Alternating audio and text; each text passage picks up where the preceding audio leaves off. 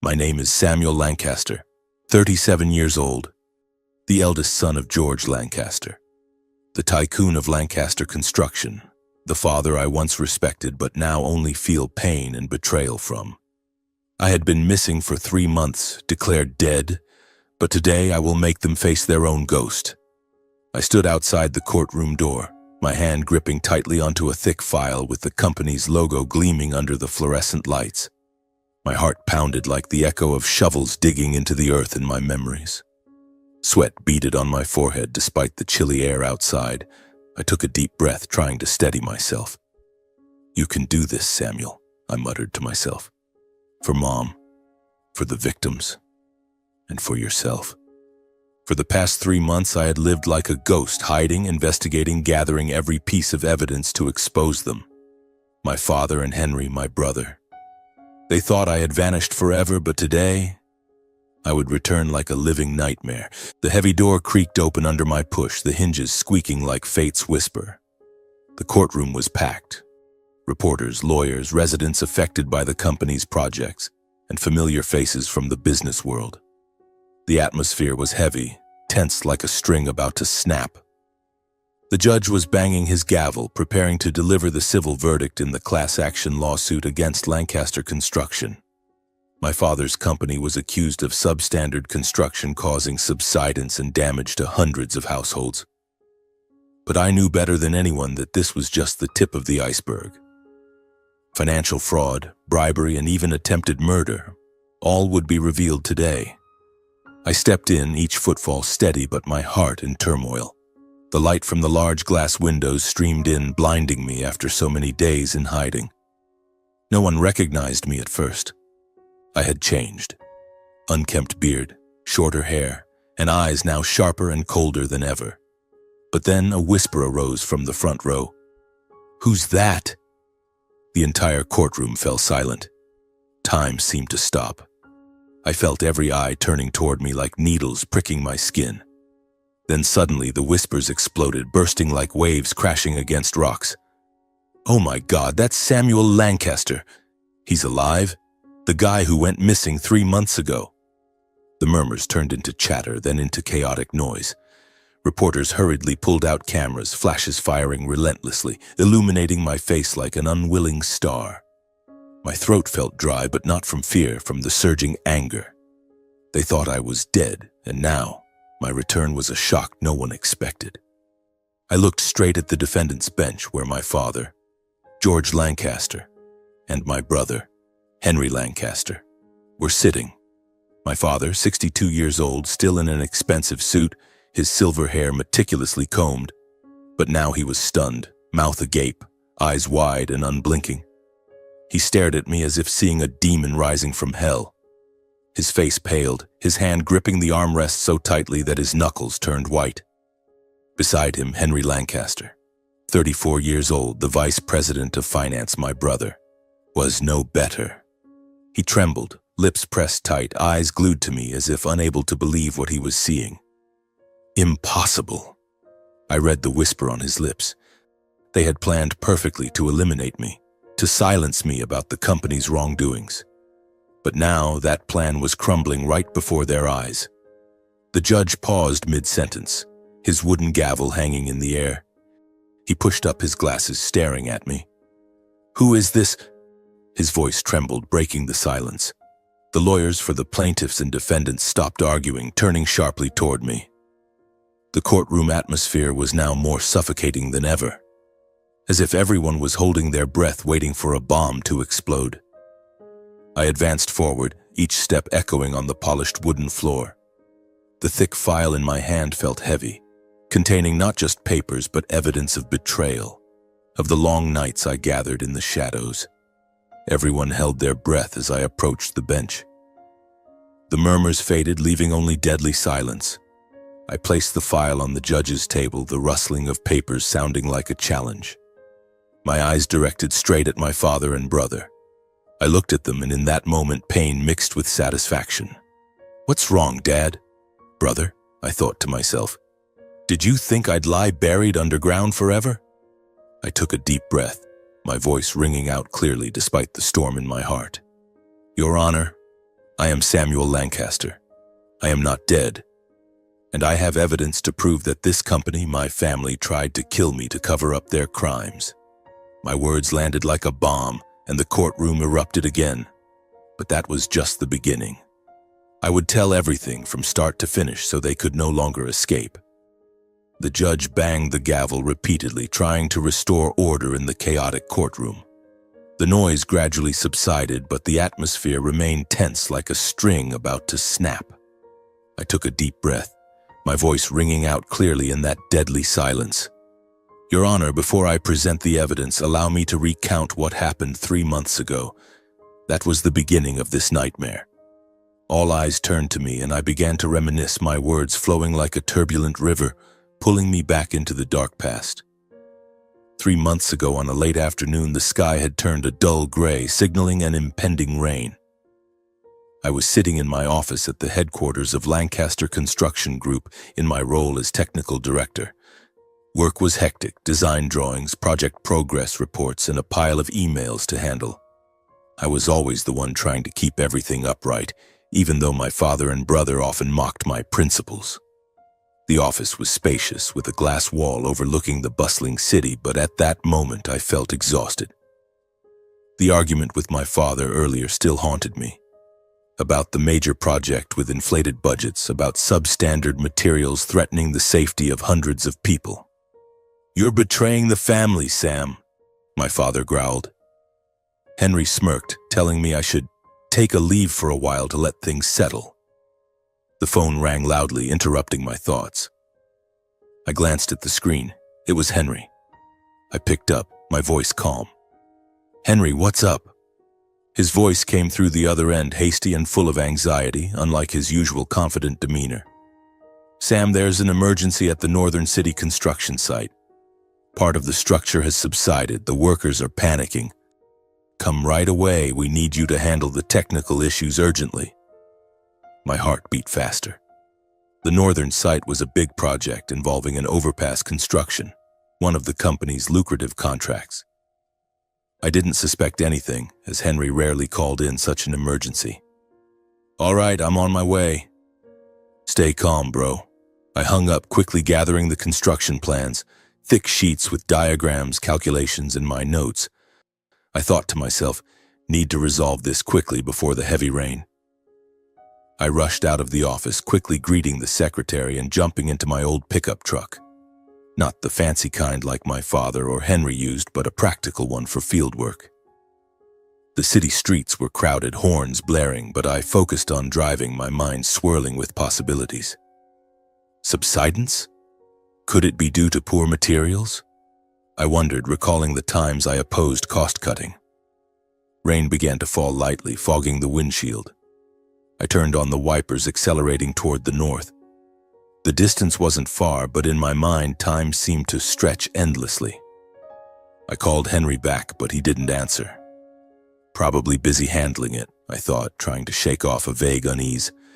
When I arrived, it was pitch black. The site was on the city's edge, bordering a dense forest, an isolated place with few people passing by in the evening. My truck's headlights swept across the area, but there were no workers in sight. Normally at this time, the site lights would be blazing, machinery roaring. But today there was only darkness and the patter of rain on the truck roof. My heart pounded harder. Where's Henry? Where are the workers? I turned off the engine, stepped out, carrying the plans and a small flashlight.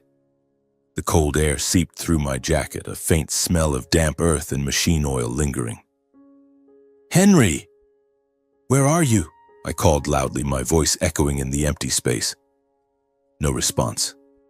Only the wind whistling through the trees and the rain growing heavier. I ventured deeper into the site, the flashlight sweeping over scattered materials, concrete, steel bars, and a few old trucks. Maybe they've evacuated, I reassured myself, but anxiety began to surge. I called Henry's name again, louder. Henry, I'm here. Still silence. Suddenly a small sound from behind, like footsteps on wet ground. I spun around, but it was too late. A heavy blow like thunder struck the back of my head. Pain exploded, my vision blurred. I collapsed onto the muddy ground, the plans flying from my hand. "What?" I tried to whisper, but everything sank into darkness. Only the sound of wheels rolling nearby and the pungent smell of machine oil assaulting my nose. The smell of a truck, the smell of betrayal that I didn't recognize at the time. When I woke up, my head throbbed like it was being hammered. Everything was pitch black. I tried to move, but my hands and feet were bound tightly with rough rope, chafing against my skin painfully. My mouth was sealed with duct tape, forcing me to breathe through my nose. I was in a confined space, surrounded by hard wood, like a sealed wooden box, exactly like a coffin. My heart raced wildly, sweat pouring out. "Where is this? What's happening?" I thought, struggling but only causing more pain to my body. Sounds from outside echoed, nails being hammered thud by thud like driving nails into my heart. Then the shovel covering earth, layer after layer, falling onto the lid, heavy and relentless. The air grew thin. Each breath became labored, my chest tightening. I understood then. I was being buried alive. Terror surged like a devouring wave. "No, impossible! Henry, Dad, why?" Memories flooded. The urgent call, the deserted site, the sudden blow. It was a trap. They wanted to eliminate me, silence me about the wrongdoings. I struggled harder, my shoulder slamming against the side, but to no avail. The ropes tightened and the air grew thinner. Breath shortened in my chest. I felt dizzy, vision spinning even in the dark. "Mom, sorry." I thought of my mother, Angela, the kind woman who always believed in me. How heartbroken she would be if I died like this. The shoveling continued, the earth thickening, sounds fading. I tried to scream, but only muffled grunts escaped through the tape. Tears rolled down my cheeks, mixing with sweat. Why? Why me? The air was now just shallow gasps, my chest aching. I was nearing exhaustion, darkness gradually swallowing any hope of survival. In the courtroom, as I recounted to this point, my voice faltered due to the overwhelmingly painful memories. Everyone fell silent, with only the sound of labored breathing. My father bowed his head deeply, his shoulders trembling as if about to collapse.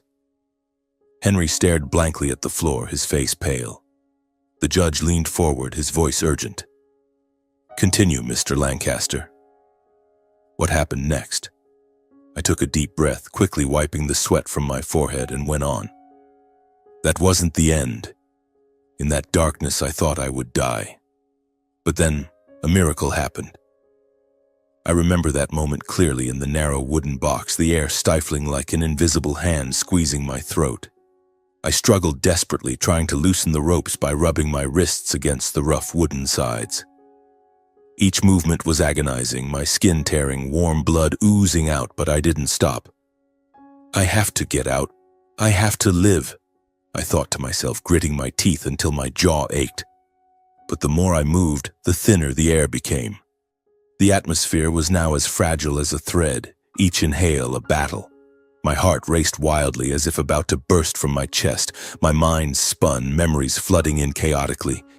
Images of my mother smiling in the kitchen, my father sternly teaching business lessons, Henry laughing in our childhood. Why me? What did I do wrong? Tears rolled down, mixing with the salty sweat. I was about to give up, my body exhausted and limp, the darkness pulling me into the abyss.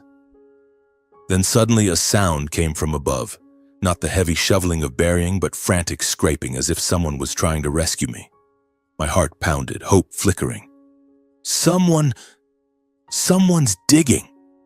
I tried to scream through the duct tape, but only weak, muffled sounds came out. The digging grew closer, earth pattering onto the lid. Then, with a resounding crack, the lid suddenly burst open. Fresh air rushed in like a cool river, dispelling the suffocating darkness. I inhaled greedily, my lungs reviving. A rough, calloused hand grabbed my wrist, pulling me hard out of the ground. "Hang in there, young man." A hoarse voice rang out, but I only managed one deep breath before everything sank into darkness again. This time, from exhaustion, I passed out. When I woke, my body ached all over, but there was no more darkness. Gentle light from a kitchen fire shone in, warm and comforting. I was lying on a simple wooden bed covered snugly with blankets, the scent of pine wood and wood smoke faintly lingering. My head still hurt, but breathing was easier. I tried to sit up, my limbs still weak, and looked around. This was a small house in the forest with rough wooden walls, simple furnishings, a few chairs, a dining table, and an old bookshelf. Beside me, an old man was sitting by the still glowing hearth, stirring a pot of something fragrant. He was about 70 years old, with disheveled white hair, a long beard, deep-set eyes, but exuding kindness. He wore an old wool sweater and frayed jeans, looking like someone living in solitude with nature. Seeing me stir, he turned, offering a kind smile. "You're awake? Don't move too much, the head wound is still fresh." His voice was warm, like a grandfather telling stories. I blinked, trying to remember. Where am I? Who are you? My voice was hoarse, my throat parched. He poured a glass of water from an old jug and handed it to me. "Drink first. My name's Milo, a forest ranger and wild game hunter in this area. I live alone deep in the woods, about 2 miles from the nearest settlement. No neighbors, just birds and animals for company." I took a sip of the water, feeling the coolness spread, and began to ask, You saved me? How did you find me?" Milo sat down on the chair by the bed, his eyes gazing into the fire, his voice low as he recounted. "I was on my usual forest patrol. This area is off limits for exploitation, but I heard strange noises, truck engines shoveling and headlights flashing in the dark. I thought it was poachers or loggers, so I hid behind the trees to watch. I saw a few rough-looking strangers digging and burying something large, like a coffin. They worked hastily, then drove off, leaving a strong smell of machine oil. I waited until they were gone, then approached. The freshly covered earth was soft, and I heard faint sounds from below, like someone struggling. I grabbed my shovel and dug right away without thinking. When I opened the lid, there you were, bound tightly, face pale. I pulled you up, untied you, and brought you here. Lucky I was in time, you were nearly suffocated." His story sent chills down my spine. Those strange men, surely henchmen hired by Henry. I gripped the blanket tightly, my heart racing. "Thank you. If not for you, I would have..." My voice choked. Milo shook his head. "Don't think too much. I just did what was right. Rest now, we'll talk more tomorrow." He handed me a bowl of hot soup, made from forest vegetables and venison he hunted, and I devoured it hungrily, my body craving nourishment after hours of despair. In the following days, I stayed at Milo's to recover. That small house became a safe haven, far from the chaotic outside world. Milo cared for me attentively, like a father for his son. Early mornings, he rose to stoke the fire, cooking porridge from cornmeal and wild fruits. He bandaged my head wound with herbal leaves he gathered himself, telling stories of his life. A retired soldier who chose seclusion after losing his wife. "The forest is my home, kid. No rat race, just truth." His words made me think. During the day I lay in bed, my body gradually strengthening, but my mind in turmoil. I pondered, tormented day and night. Who had tried to kill me, wanted me dead that badly? Henry's call, his hasty voice, the deserted site, all suspicious. Henry, my brother. Could he be involved? I wondered, my heart aching. We used to be close, sharing every secret. But lately he had changed, always siding with Dad, supporting the fraudulent deals. Maybe he feared I'd expose the truth, I thought, tears rolling down in the dead of night. Milo noticed my turmoil. Evenings by the fire, he sat listening to me talk about family, the company, the irregularities I discovered. You were buried alive because you knew too much? In this life, greed blinds people. He advised me, don't rush back. Think carefully. The ones who harmed you are still out there. I nodded, but the fire of hatred in my heart burned brighter. I walked around, breathing the fresh forest air, the birdsong, wind through leaves, to regain strength. After about a week, my health stabilized. The wounds healed gradually, my body no longer weak. I decided I had to leave. I couldn't stay here forever, though my gratitude to Milo was boundless. On a chilly morning, I hugged him goodbye. "Thank you, Milo. You've saved my life more than once." I pressed some remaining money from my wallet into his hand. Though he refused, I insisted, "Use it to fix the house or buy hunting tools." He patted my shoulder. "Be careful, young man. Don't let hatred consume you. Live to find the truth." I nodded, stepping out of the wooden house, blending into the deep forest. I would return to the city in secrecy, hiding the fact that I was alive and quietly investigate the masterminds behind it. "Henry, Dad, you will pay." The journey back to the city was not easy. I walked 2 miles through the dense forest, my feet stepping on the wet, decaying layer of leaves, cold winds slipping through my thin jacket. Each step was a reminder of the hell I had just escaped. The wooden box, the pattering sound of falling earth, and the fear that devoured me. My heart pounded, not from fatigue, but from the fear of being discovered. If they know I'm still alive, they'll try to kill me again, I thought to myself, my hand gripping tightly the old backpack containing a few sets of clothes from Milo. Reaching the main road, I caught the first bus, sitting huddled in the back corner, eyes staring out the window while my heart was full of turmoil. The city gradually appeared, skyscrapers, bustling traffic, and the familiar smell of smoke and dust. But now everything felt alien, like a world I no longer belonged to. Initially, I planned to contact my mother, Mrs. Angela, the kind woman who had always been my support. I imagined her bursting into tears upon hearing my voice. "Son, you're alive." But then reason overcame emotion. If I revealed myself, Dad and Henry would know, and they had power and money to cover everything up. They had buried me alive once. They wouldn't hesitate to do it again.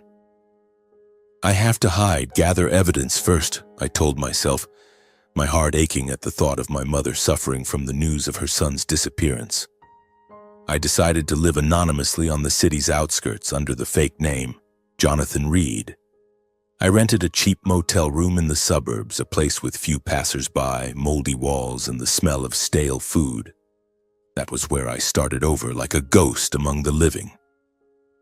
To avoid recognition, I completely changed my appearance. I grew a scruffy beard covering the facial features once familiar in the business world. I cut my hair shorter, dyed it darker, and bought fake glasses to wear. Every morning, looking in the mirror, I saw a stranger, eyes still sharp but now full of gloom. "You're no longer Samuel Lancaster," I whispered to the reflection. "You're the hunter." That change wasn't just external, but internal too. I became more vigilant, less talkative, always observing everything around me like a survival habit. I began connecting the events, sitting for hours in the dim room with an old notebook. That call from Henry that day, his hasty voice, emergency at the northern site, was the source of it all. Why was the site deserted? Why no workers? And the blow from behind, the strange men Milo described, all pointed in one direction. This was a meticulously planned conspiracy. "Henry, my brother, he must be involved," I muttered, my hand trembling as I noted it down. I decided to investigate in that direction, starting with Henry, my brother, who was once my best friend but now might be my enemy. I secretly followed Henry for many days, like a lurking shadow. Early mornings, I left the motel wearing an old coat, a cap pulled low over my face, and walked too near the company headquarters. Henry kept his old habits, driving his shiny luxury car to the office, lunch at the usual spot, and returning home late. I observed from afar, sitting on a park bench opposite, pretending to read the newspaper. My heart raced every time I saw him, the familiar face but now full of mystery. "What are you hiding, Henry?" I thought, my hand clenching tightly. After a few days, I noticed a strange habit. Henry often met a strange man at the same small coffee shop in the old neighborhood not far from the company. The shop was called Corner Brew, with few customers, old wooden tables and chairs, and the faint smell of freshly ground coffee. They met in the late afternoon around 4 p.m., 2 or 3 times a week. I began noting details. The first time I sat far away, observing through the glass, The man was about 40 years old, scarred face, wearing an old leather jacket looking like a heavy laborer, perhaps mafia. They talked tensely, Henry frowning, tapping the table while the other smirked. Then they exchanged a thick envelope. Henry gave it, the man took it, and they left quickly. My heart pounded.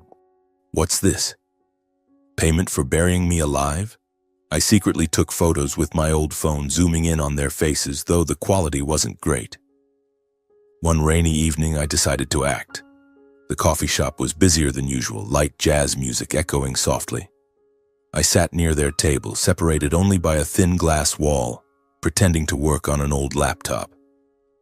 My hand trembled as I activated the secret recording app on my phone, hidden in my pocket. Henry arrived first, looking tired, ordering black coffee. The strange man came after, sitting down with a forced smile. The conversation began, and I held my breath, listening through wireless earbuds. The man spoke first, his voice hoarse. "I've completed the task you assigned." Henry frowned, looking around. "Don't speak loudly." "Are you sure you buried him alive?" The man laughed. "All done, rest assured. He definitely won't survive." Then he demanded, "Where's the rest? I did it clean. Give me the balance now." My heart raced like it would burst.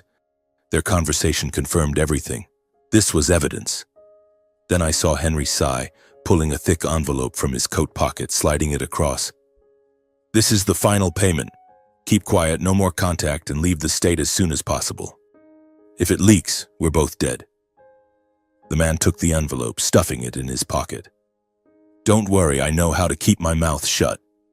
They stood up, leaving separately. I sat still, heart pounding, cold sweat running down my back.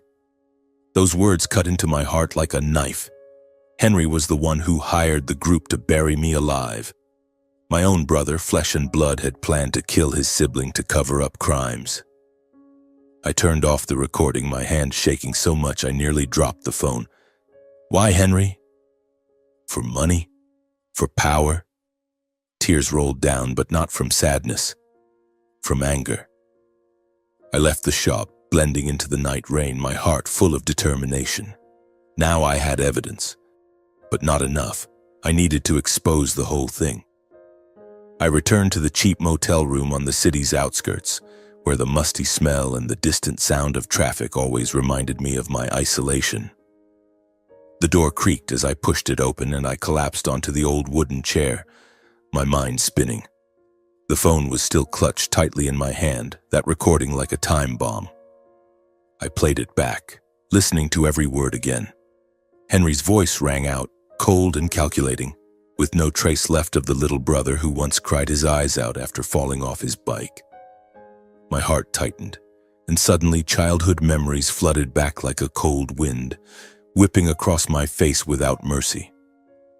I sat silently for hours in that temporary rented house, the yellowish light casting shadows on the stained walls and everything around me blurred, giving way to the past. I remembered the powerful, cold, and ambitious father, George Lancaster, now 62 years old, chairman of Lancaster Construction Group. His company was a giant in infrastructure construction and mining, with massive projects spanning the entire state, from bridges and roads to ore mines. My father always believed that money and reputation were the only measures of a person's worth. He often said in his deep voice like a command, "Sam, in this life only the strong survive. Money is king, reputation is armor." From childhood I saw him as a stone statue, tall with prematurely silver hair from sleepless nights calculating contracts, his sharp eyes sweeping over everything to find profit. He built his empire from nothing, starting from a small company in the suburbs, and now, Lancaster Construction was a symbol of success. But behind that, there were nights he came home late, reeking faintly of alcohol, and secret calls with partners. My mother, Mrs. Angela, often whispered, "Your father is very busy, but he loves you in his own way." I used to believe that, used to admire him like a hero. But now, sitting here, I realized he was a monster concealed by a veneer of power. Then there was Henry, my brother, 3 years younger than me. He was a smart, sharp kid with burning ambition and always favored by Dad because he, resembled him the most. While I lived by principles, honesty, and a bit of softness, Henry learned to compete, control, and trade off for praise. As we grew up and worked at Lancaster Construction, everything became clearer. I took the position of technical director, responsible for design and site supervision. At first, I was excited, thinking I could contribute to building great projects. But then I discovered the dark truth. The company routinely substituted substandard materials to cut costs, falsified records to pass inspections, and shortened construction timelines to profit from contracts. I remember the first time inspecting an overpass project, I found the concrete subpar, thin, prone to subsidence. "This is a safety risk," I reported to Dad. He smirked. "Sam, that's business. Save a little, profit double." I objected, demanding an internal audit to clarify. Dad got angry, his face flushing. "You're betraying the family. These things make the company strong, make us rich." Henry, then already the financial assistant, sneered, "Sam, don't stir trouble. This is normal business." I looked at him, my heart aching. "Normal? This is deception, Henry. People will suffer." "Normal?" he replied coldly. "This is how the world works." My objections increased. In every meeting, I presented evidence, falsified records, poor materials, and potential risks. Dad yelled, "What do you think you know? I built this company from nothing." Henry shook his head, seeing me as a troublemaker. "Focus on technical stuff. Leave finance to me." I felt isolated, like an outsider in my own family. The tension escalated when I discovered a major project, a new urban development with inflated budgets. Millions of dollars exaggerated, used to bribe officials and pocket personally.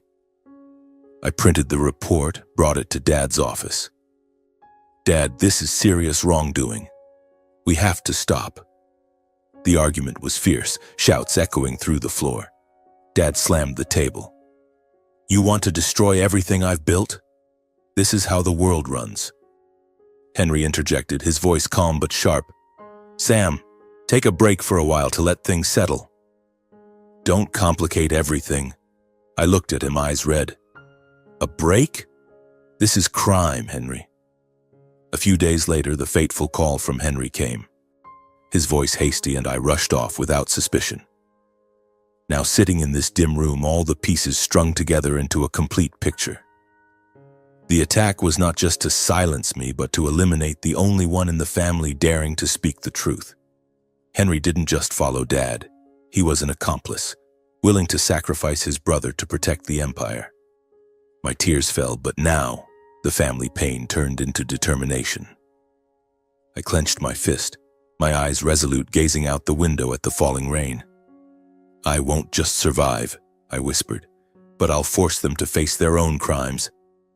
After many weeks of surveillance and contemplation, I decided to meet my mother, Mrs. Angela Lancaster, 58 years old, the kind woman who had once been an elementary school teacher.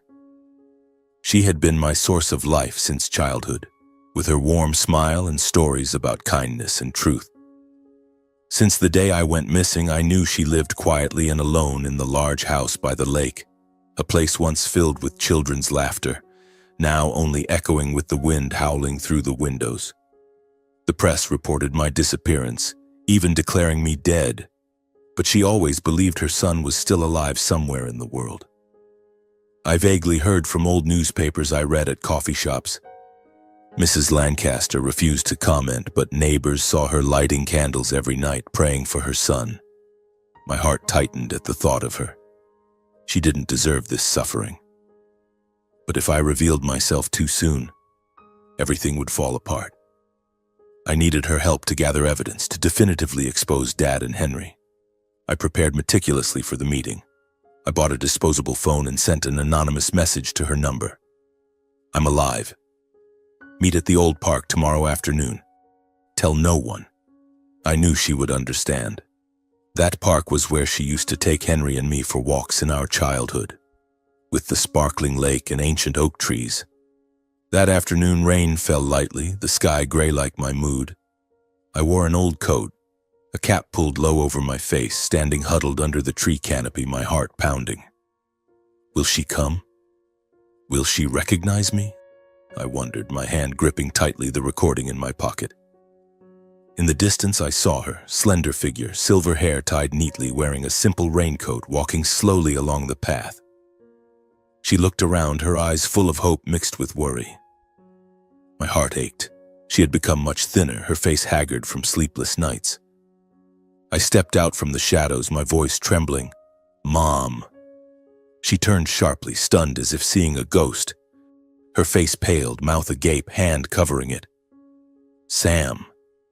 Samuel, my son?" she whispered, her voice breaking. Then suddenly she burst into tears, rushing to embrace me in overwhelming emotion. I held her tightly, tears rolling down my cheeks. "It's me, Mom. I'm alive." Her familiar scent, gentle soap and lavender, brought memories flooding back, erasing the days of isolation. We stood there in the rain, crying like children, oblivious to anyone watching. "My son, I knew it. I always believed you were alive," she sobbed, her hand stroking my face. "But why have you changed like this? The beard, the hair, and you're so thin." I pulled her to sit on the rain-soaked stone bench, wiping her tears. "I had to hide, Mom. Dad and Henry, they tried to kill me." After calming down, sitting in a small tea shop near the park to avoid the rain, I recounted the entire truth. My voice trembled, but I held nothing back. The attack at the construction site, the blow from behind, the sealed wooden box, the pattering sound of falling earth, and the suffocating darkness that nearly devoured me. She listened, eyes wide in horror, her hand gripping the teacup until her knuckles turned white. When I told her about Mr. Milo saving me, she whispered, "Thank God, and that old man." Then I described the evidence I had found, the recording at the coffee shop, photos of Henry handing over the envelope, and the connections to the company's fraud. "Henry, my son, how could he?" She shook her head, tears falling again. She was shocked, pained as if cut by a knife, her face wrinkled in the agony of a family shattered. "Your father, he's ambitious, but Henry, he was once such an obedient boy." I held her hand. "I know, Mom, but they've gone too far. I need more evidence to expose them." Mrs. Angela was silent for a moment, then quickly regained her composure, the strength of a mother, of a teacher who once taught children to overcome difficulties. She wiped her tears, her voice resolute. "I'll help you, Samuel. I can't let them continue like this. They took my son from me once. I won't let them win." She promised to help gather what was needed to expose Dad and my brother. We planned carefully. She would wait for Dad to go on a business trip, then sneak into his office, where he kept secret files. "I know the safe's password," she whispered. "He thinks I don't care, but I've always observed." We hugged goodbye. I cautioned her to be careful, and she whispered, "You too. I love you." I left. My heart warmed after so many cold days, but also anxious. This was a dangerous turning point. A few days later, Mom sent a USB to me via an anonymous mailbox. I received it, my heart pounding as I opened it. Those documents, falsified reports, bribery emails, and Dad's handwritten notes perfectly matched what I had saved before disappearing. I pieced them together in the motel room, sitting for hours under the yellowish light, arranging them into a thick file. Now it's enough, I thought, my heart full of anticipation. But I knew submitting directly to the police might be covered up by Dad's connections. I needed to lure them into a trap, and Mom would be the final key. I began by using an anonymous account, a fake email through a VPN leaving no trace, sending a series of internal documents and an anonymous letter to major newspapers, the New York Times, the Washington Post, and a few reputable local ones. In the letter, I revealed two major secrets. First, the financial frauds within Lancaster Construction, citing inflated reports, bribery emails, and my father's handwritten notebooks, enough to cause a shockwave. Second, The rumor that the eldest son who went missing 3 months ago is still alive and is returning to expose the truth. The news spread across the media in just a few days, fast like wildfire. The next morning, I bought a newspaper at a street kiosk, sat at my usual coffee shop, and saw the bold headline, "Lancaster Chairman's Son Alive. Dark Secrets Behind the Construction Empire." The article quoted the documents I sent analyzing the financial fraud, millions of dollars inflated, substandard materials leading to deteriorating structures. Then the rumor about me. An anonymous source claims Samuel Lancaster, missing for 3 months, may be alive and preparing to accuse his own father's company of wrongdoing. The press exploded, reporters calling the company nonstop, residents affected by the project starting to speak out. On TV, news channels reported, "Missing heir returns to accuse. Lancaster Construction faces crisis." I sat there, my heart pounding, both anxious and satisfied. They're scared now, I thought, my hand gripping the newspaper tightly. Right after that, George and Henry plunged into a real crisis.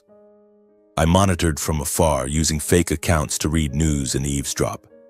Henry was sleepless, I knew from following him, his face haggard, dark circles under his eyes, driving unsteadily to the office. He suspected everything, looking around as if afraid of ghosts, even changing his meeting schedules. My father tried to appear calm in front of the media. He held a press conference, his voice steady. "These are baseless rumors. Our company is transparent." But inside, a vague fear arose. I knew through Mom. She called me on a disposable phone, whispering, "Your father is irritable all day, yelling at employees. Henry is like a ghost, can't sleep." She said he often sat alone in his office, staring out the window, face pale. "He's scared, son. Afraid the truth will come out." My heart ached. After all, he was my father, but that pain was quickly replaced by determination. Then one day, things escalated as I predicted. Dad ordered Henry to return to the forest where they buried me. Mom told me through a secret call. She eavesdropped on their conversation in the kitchen, Dad's voice urgent. "Henry, we have to check. If Sam is really alive, make sure there are no traces." Henry hesitated, but Dad snarled, "Do it. Bring those guys along."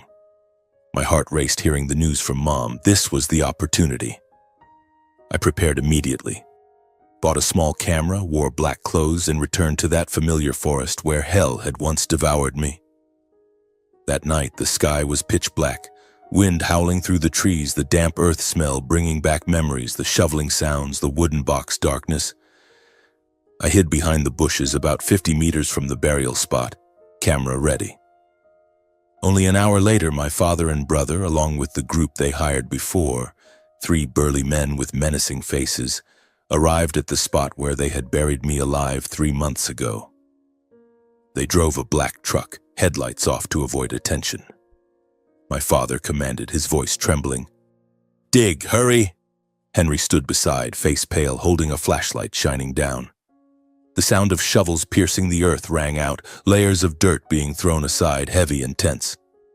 I recorded everything, my heart pounding behind the bushes, trying to hold my breath to avoid detection. When the box was pulled up, the wood partially rotted from forest rain, they opened the lid. Inside was completely empty, no body, no traces. Henry paled, trembling uncontrollably, staggering back, nearly falling. "No, impossible. We buried him." My father stepped back, eyes vacant, cold sweat running down his neck, voice faltering. "That bastard! Is he really alive?" The hired men whispered in panic. "Boss, what now?" They hastily refilled it, got in the truck and left, leaving the forest silent. I turned off the camera, my heart full of satisfaction mixed with pain. "You've dug your own graves," I thought, tears rolling down in the darkness. That night, I also received an audio file from Mom of Dad and my brother's argument after returning. She secretly placed a recorder in the kitchen, her voice trembling when sending it to me. "Listen, Sam." It breaks my heart. I played it, hearing Dad yelling at Henry, "What the hell did you do? How did Sam escape?" Henry sobbed. I don't know, Dad. We hired those guys to bury him alive. Dad sighed. He knows everything now. We have to cover it up, call the lawyers. She expressed her pain and shock in the accompanying message. I can't believe it. A biological father and brother so heartless as to bury their own flesh and blood alive. I'll help you to the end.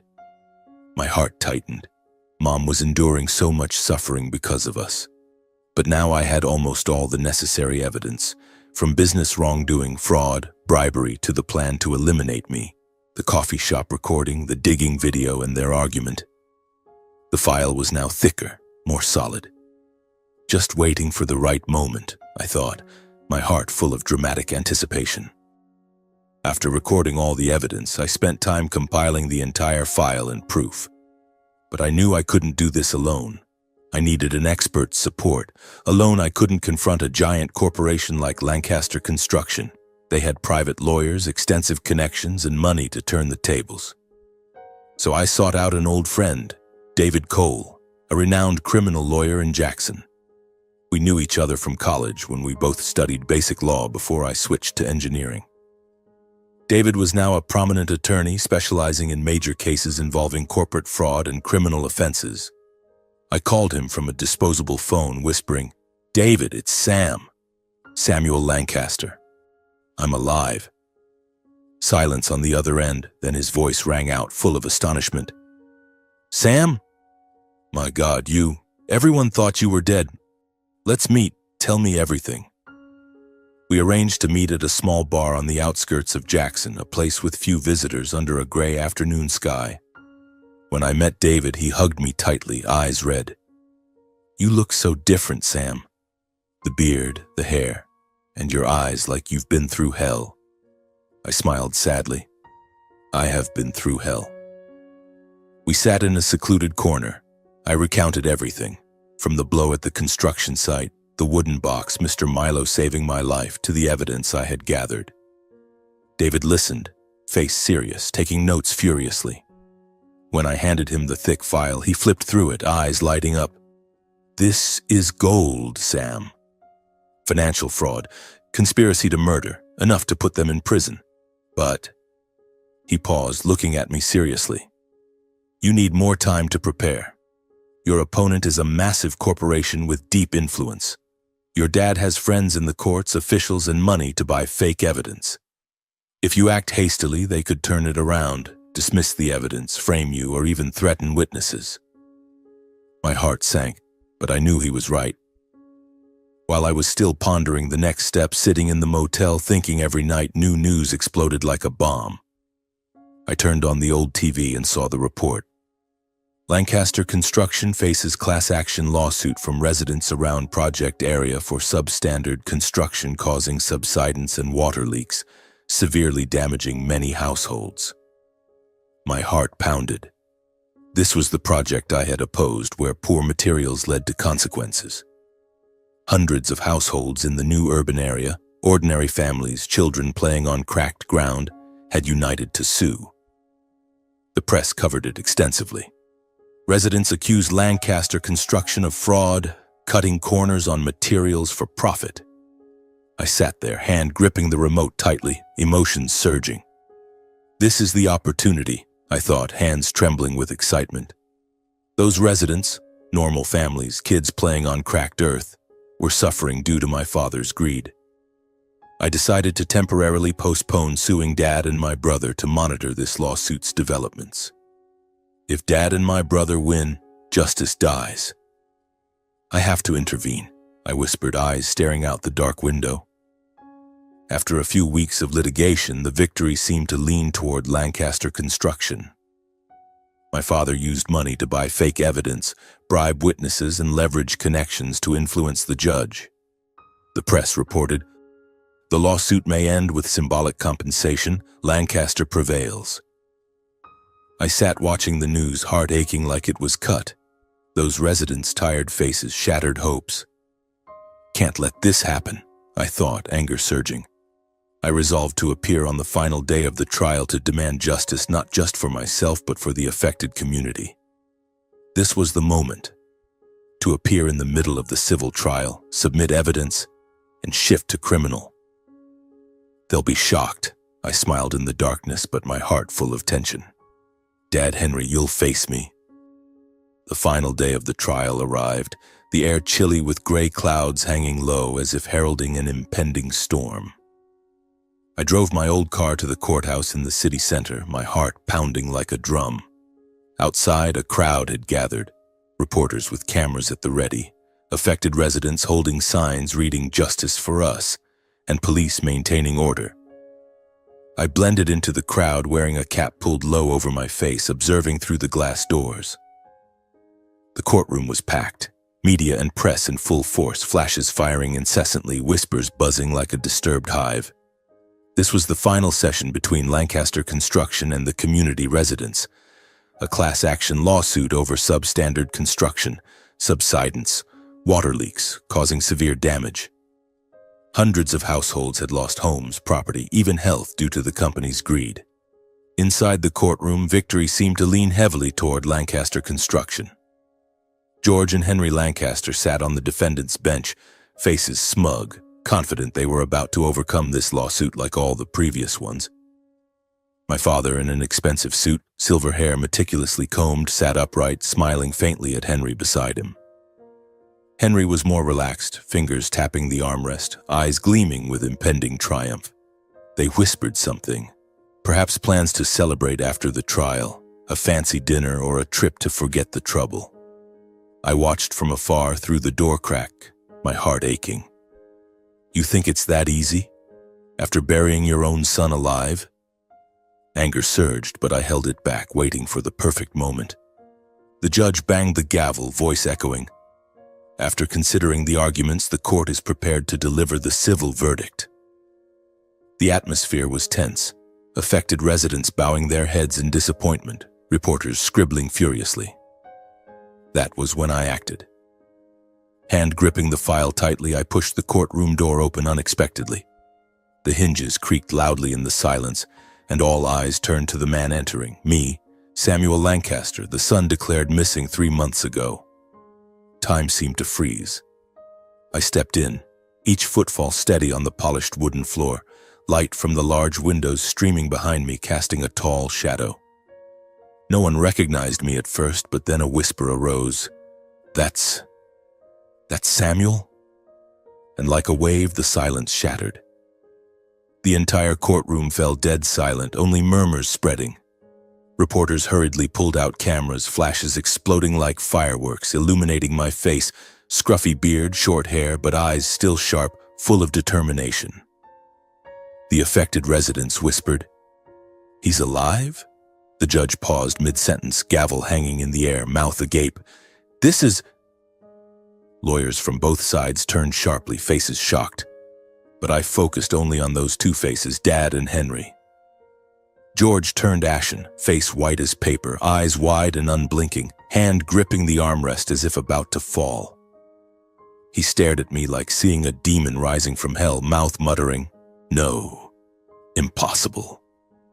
Henry was more panicked, trembling all over, eyes filled with horror as if seeing a ghost returning from the dead. He shook his head repeatedly, hand covering his mouth, voice muffled. "Brother." "Sam?"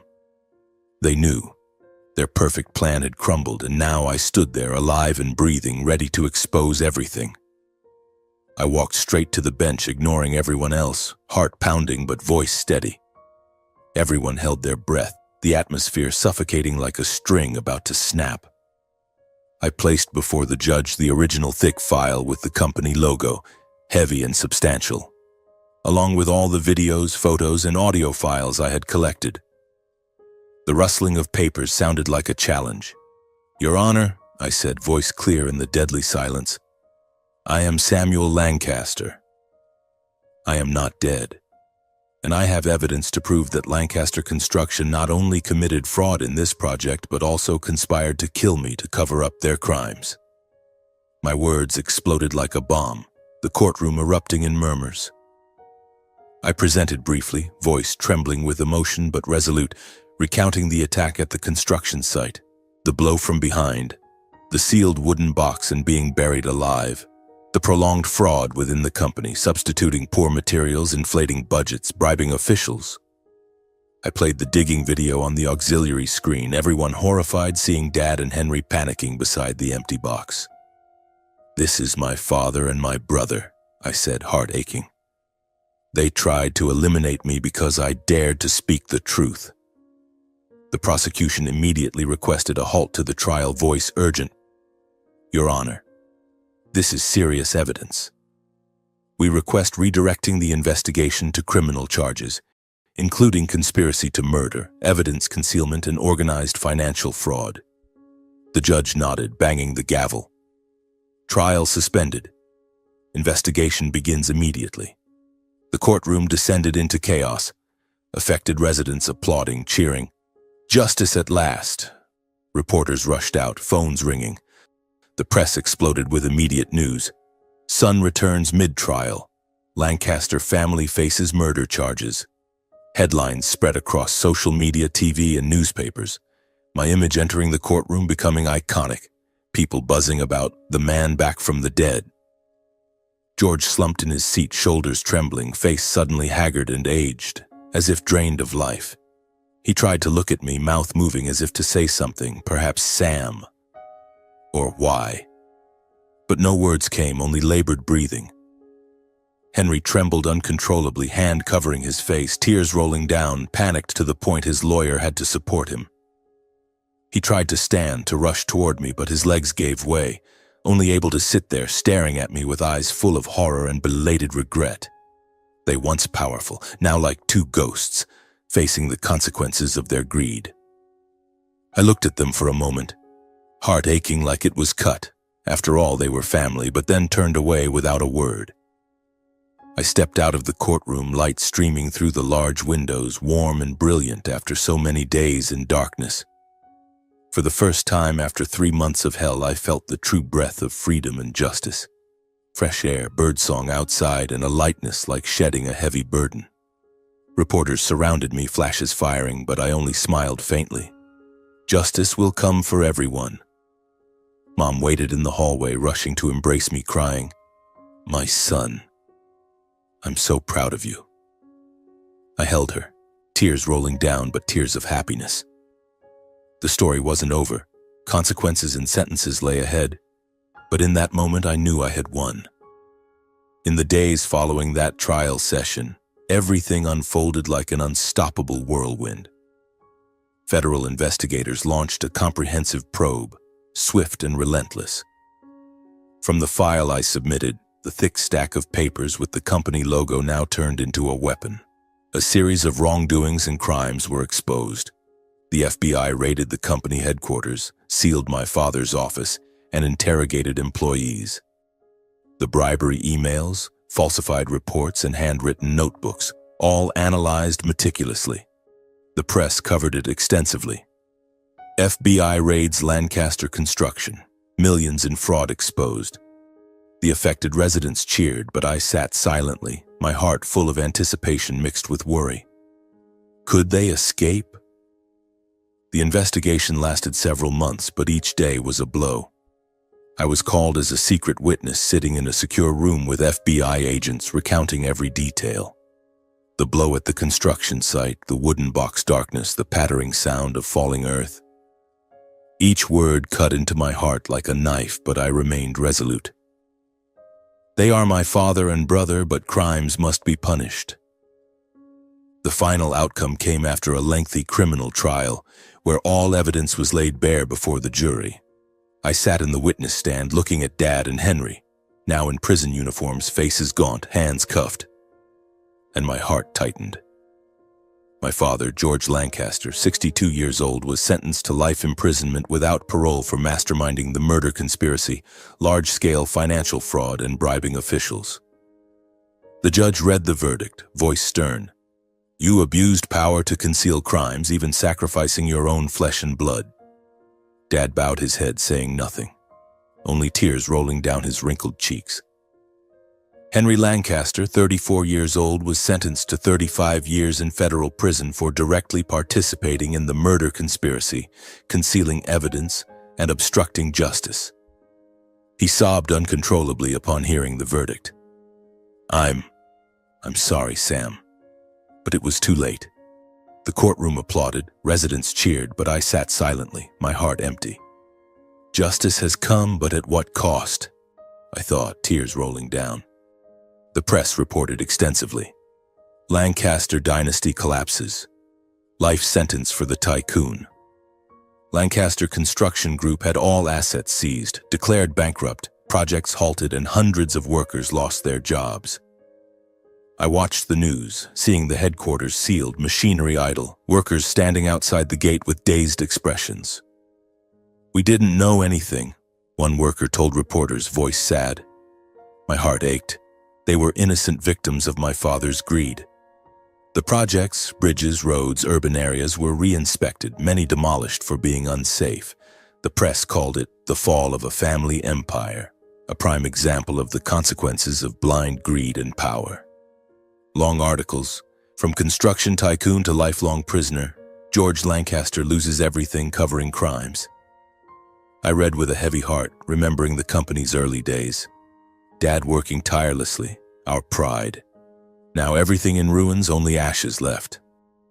A few months later, when things settled, I submitted a request to visit the prison. I needed one final meeting, not for revenge, but to find the answer to the question I carried through 3 months underground. Why? Why did they do this to me? My heart raced driving to the federal prison, cold Wyoming wind blowing through the window, carrying the scent of pine forests. The prison with high walls, barbed wire glinting in the sun, the air chilly like my heart. I was led into the cold visitation room. Old wooden table, glass partition, and the strong smell of disinfectant. Dad and Henry were brought in wearing gray prison uniforms. George looked aged, disheveled silver hair, tired eyes, back more hunched. Henry gaunt, haggard face, avoiding his brother's gaze. They sat down, separated by the glass, and silence lingered. I looked at them for a long time. No longer anger, only a sad emptiness. Dad, Henry, I whispered, voice breaking. George bowed his head slightly, voice hoarse. Sam, son, I was wrong. I lost everything, fearing loss of power, even father-son bond. I thought money would protect, but I was wrong. He cried, tears rolling down wrinkled cheeks. Henry choked, eyes red. Sam, I just followed Dad's orders, scared and selfish. I thought you'd never go against family. I'm sorry. Their words cut like knives, but I said little. I just looked at them, remembering childhood. Dad teaching biking, Henry laughing. Then quietly stood and left, leaving behind the sound of the iron door closing. The sound ending an entire era of crime. Outside, cold wind whipped my face. I cried, but my heart lightened. They realized, I thought, though too late. Afterward, Mom and I moved to a small town in northern Wyoming, renting a wooden house by the forest, where birdsong and morning sunlight replaced the dark days. The house, simple, warm wooden walls, glowing wood stove, and a small backyard garden. Mrs. Angela tended the little garden, planting roses and vegetables, her hands soiled but smile radiant. I've never been this happy, son. As for me, Samuel, I wrote the entire story, not for revenge, but to remind people of the value of conscience and truth. I sat at the wooden table typing for hours, from the construction site below to the fateful trial. The book was later published, becoming a bestseller, but for me it was healing. I often sent thank you letters to old man Milo, who saved my life in the forest with small amounts to repair his old house and buy new hunting tools. He replied, "You living well is the greatest reward." Though memories sometimes returned in nightmares, the wooden box darkness, falling earth, I learned to forgive and let go. I understood that justice isn't just the sentence, but the truth exposed and conscience awakened. In the late afternoons, I often sat with Mom on the porch, watching the sunset over the pine ridge. Orange gold light spread, gentle wind carrying the fresh forest scent, dispelling all weariness. She smiled, saying, "You're still alive, and that's the greatest miracle." I nodded faintly, smiling lightly. Because sometimes the greatest victory isn't revenge, kunos, but keeping your heart intact after everything.